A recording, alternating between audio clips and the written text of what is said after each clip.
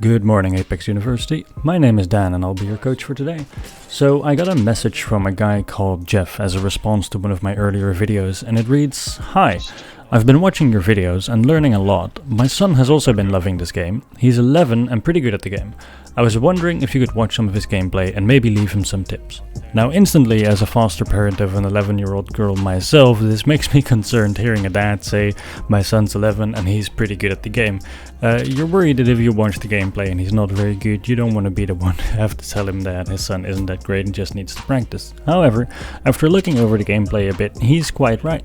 His son has some solid aim and some solid movement, his mechanics are pretty much on point, and he has reached the point where players start to plateau out on their skill level for the very first time. When you start getting better at the game, the first thing that you'll see improving is your aim and your reaction speed. Now your awareness quickly follows, but your aim and your reaction speed are really the very first fundamentals you build and notice improving in your gameplay.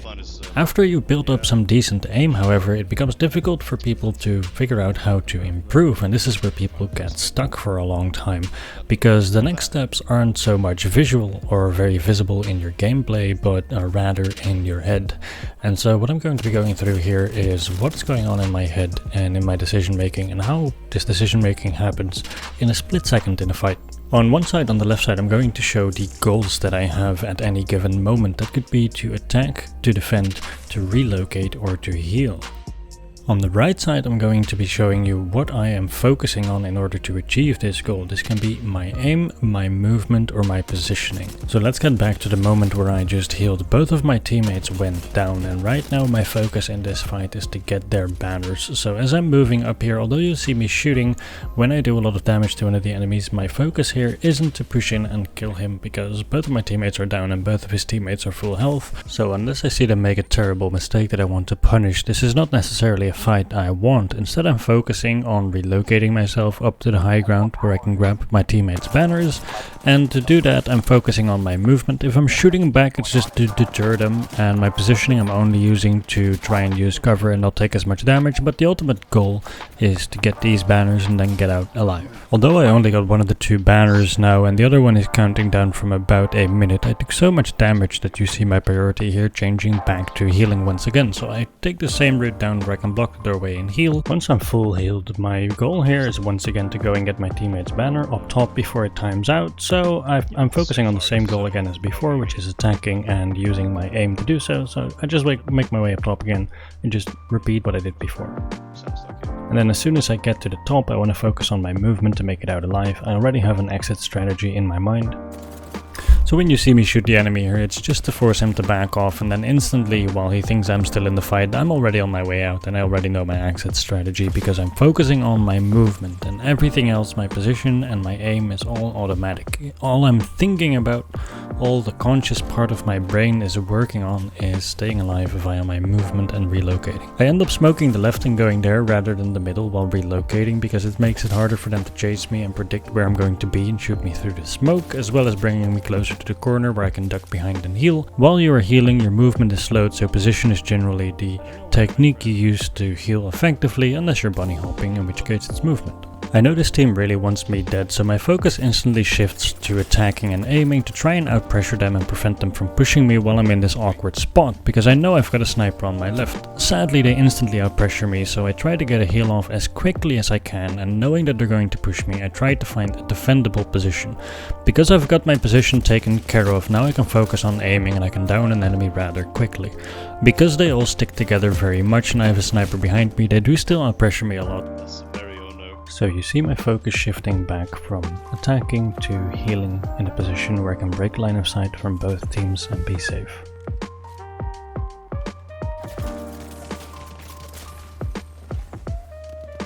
Now I spot an enemy behind this container here, and you'll notice me quickly shooting them once again just to try and create some space while still focusing only on my movement in order to relocate until I've got all of my health back. No matter what I'm doing on automatic pilot to create the space or the position for myself to move, all I'm thinking about right now is how I should move in order to stay alive. Now the reason I wanted to look at this clip before looking at your gameplay is because I wanted to show you that in order to stay alive, you have to be able to switch your mindset from aiming to moving to positioning depending on the situation. We're going to be looking at how you apply that in your gameplay. Now let's apply that same logic to your playstyle, and let's have a look here. You hear an enemy sliding inside, so you peek through the door and you end up seeing two of them. You get some damage in on the first one, and what I really like is that you decide to take cover to reload. But if we look at your positioning and if we look at what you're doing right here, you're still really focused on attacking and killing these people. A nice grapple almost bamboozled them and prevented some damage, but you don't actually go anywhere with it, you just go back. And you take a lot of damage that you could have definitely prevented with a better position here, because all you're focused on is aiming and killing right now. So what I can tell in how you engage this fight is that you're basically just taking any fight as aggressively as you can and tunnel visioning on the first opponent you see and relying on your mechanical skill being better than theirs to the point where you can kill them regardless of any disadvantage that may be against you in this fight. Now here you overexpose yourself in the doorway, and after that I see you looting when you have only about 40 health. So that means about 40% of the weapons in the game could one-shot you right now, and especially if you're on console where you can't strafe when you're looting, and the fact that you didn't close the door behind you, I think all of that together kind of points towards a tunnel vision issue where you need to learn to shift focus in the middle of a fight towards when you need to heal or when you need to change your position. Now, just like taking cover when you reload, I do like the fact that you decide to exit the building via the other side here. You have the opportunity to get a little bit of information first, and you're switching up the angle so the enemy doesn't expect you and isn't looking your direction. However, look at the health you have here. You don't even know where the other enemies are yet. Both of your teammates are already down, so if you die, it's over right here. And you still somehow decide to just drop down into the river without knowing where this last enemy is. So this really is an issue of you being so focused on trying to find and kill every last enemy that you're not actually even looking at your health or what you're deciding to do with your position. We just skipped forward by about a minute and you're about to get into another fight, and this is the first time that you decide to stop looting to actually full heal for a second. So as this fight starts, you aren't ready at all, because this entire time you've spent outside in the river looting. Anybody could have killed you. It was most certainly suicide from my point of view. And I think the most common thing so far into this VOD is that you really need to pay more attention and care more about your health. Your health is your most valuable resource. Being able to heal mid-battle, finding those little moments to get a quick shield cell or battery off, and healing in between fights to be ready for the next ones are fundamental to making it to the end game and winning. So whilst focusing on only looting and fighting might lead you to a couple good early game kills, it inevitably gets you killed in the mid or late game and prevents you from winning as many games as you possibly could. After downing this enemy, you decide to go inside and get some heals from your teammate to heal up. So far very good. You are doing the steps, as you can see on the screen, of taking a better position when you heal, but look at your health during this fight. While there's still people alive, I think you can imagine that dying here wouldn't be weird. You generally don't want to be this low in the middle of a fight ever.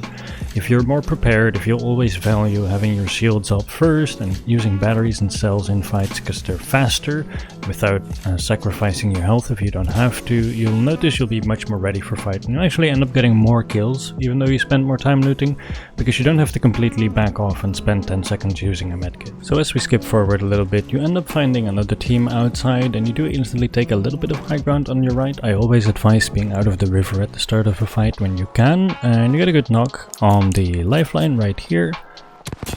Now what you do much better this fight is relocating first and then getting a better position to heal. Right now you have about 50 health left, and this is what I want to see you keep doing more and more. So my general rule of thumb is, because most fights involve an enemy team of 3 players, is that my shield is my buffer for the first 2 players. They can deal any damage to that they want and I'll just keep healing it, and then when I have both of them down on the last guy, I don't mind using my health a bit more, although I like preserving it in case a third party shows up. You're focusing on a downed opponent here, which shouldn't be your focus. You should be trying to look at where the alive people are and don't give away your position. Luckily he's a potato and runs in a straight line, so you still get a good knock on him here.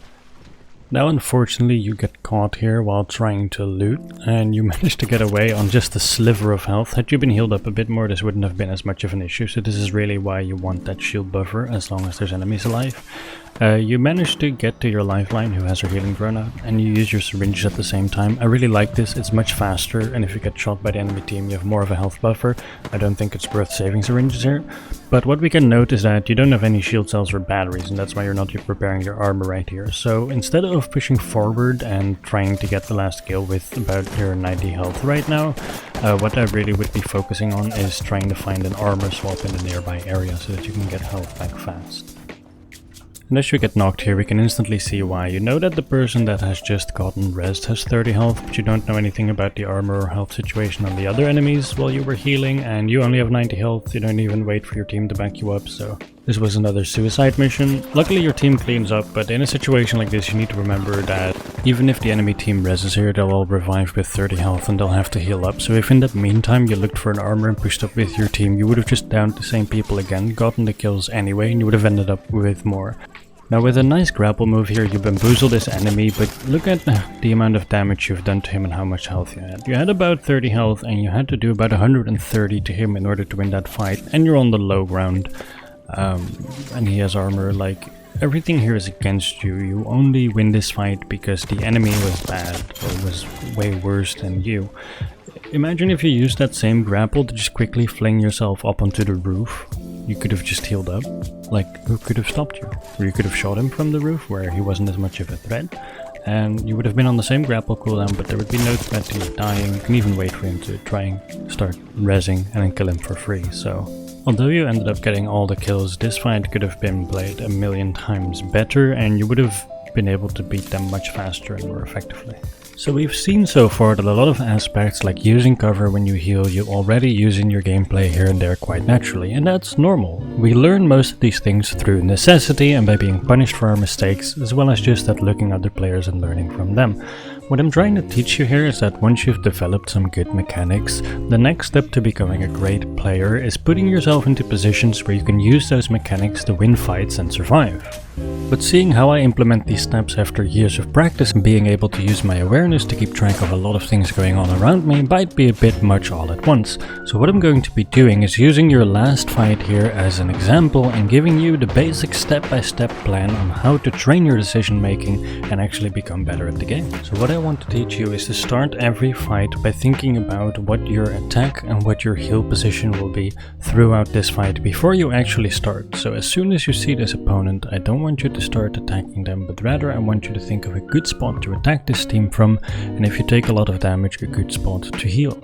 Now I can see you trying to aggressively grapple onto the enemy team here, which certainly gives you an easy range to do a lot of damage, but your teammates don't have that same verticality and they are already up there waiting for you, so you're putting yourself into a 1v2 or a 1v3 you don't even know, and you won't have your grapple cooldown to get out if things go wrong. So overall I don't think that's a very good strategy, because you're creating a lot of opportunities for things to go wrong, but more importantly, if things do go wrong, you don't have a safe position to heal in. So instead what I would recommend is hooking onto the high ground on the right. You'll have more cover to assess the situation and for your teammates to get onto the roof as well as having a healing position behind the roof or in the house if you have to, where there's no way these enemies will get to you in time to prevent you from healing. So you can take as long as you need to kill all of these opponents, but at least you'll have a good position to fight and to heal from. Now we see you deal some good damage to this opponent here, and you decide to chase him down as soon as he drops, but again we can see you're so focused on this one opponent and nothing else around you that you end up putting yourself in a terrible spot, and you just end up putting yourself in positions where the enemies are putting you, right? The enemies are determining where you end up rather than choosing a good position that works for you. Luckily your teammate cleans up, and that's that. So let's have a look at your last fight.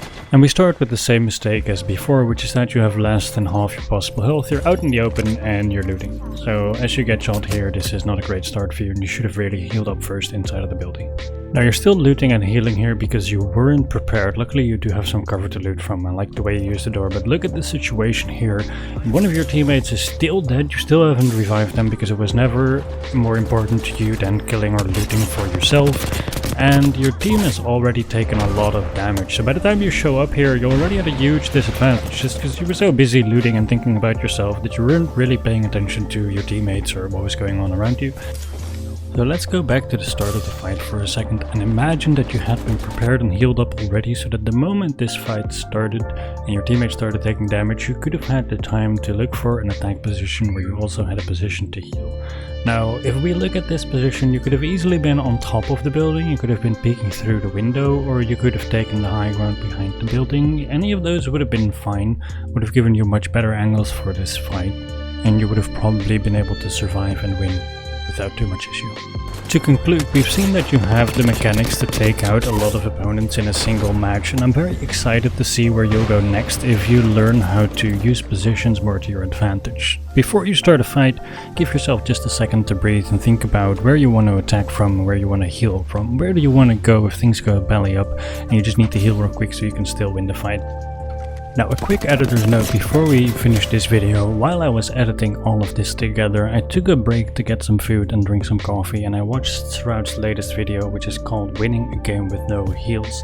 This is a game in which he died or went down whilst going through a portal, and as a result he can't activate any of his healing items and he can't use his abilities. He's playing Octane. I wanted to show you a quick clip from that game. I hope we win with this bug, that'll be hilarious. Oh, he's got purple for me. No! The guy got purple. Oh, you're lost. Actually, here you go. Try to res me down here on this little lip.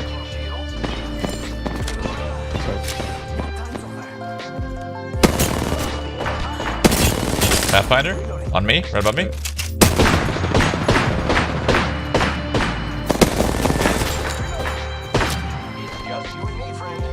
There you go. God damn it. I'm the him once. Not being able to heal is making me not aim. It's pissing me off.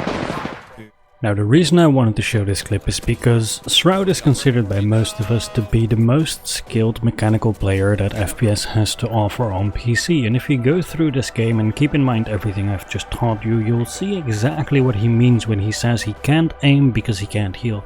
The active part of his brain is constantly so focused on his movement, especially after he goes down here and realizes he has no way to get his armor back and he has only a little bit of health, that he just can't get his brain to focus on aiming. He has taught himself that sometimes other things are more important. And I hope with this video you learned that too.